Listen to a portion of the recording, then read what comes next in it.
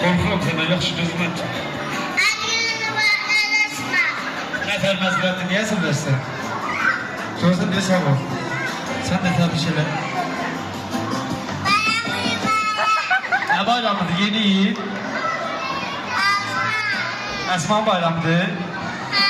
Ne bayramı? Ona pul verin. Hadi almadım. Bayramı mübarek. Ay sağ ol.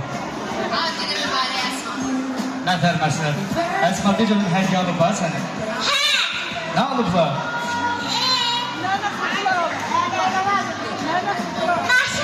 Ne başını? Kamera başı. Kamera.